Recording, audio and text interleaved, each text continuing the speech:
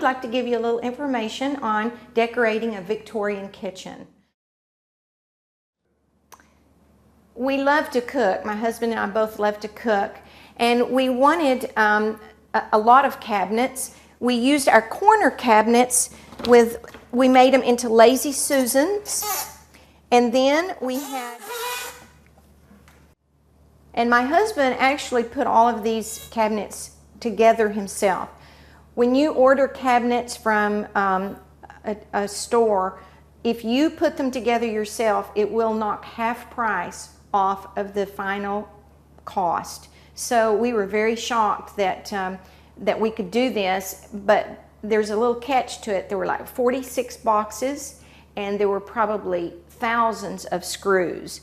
But my husband has such a flair for carpentry work that it actually ended up being quite simple for him.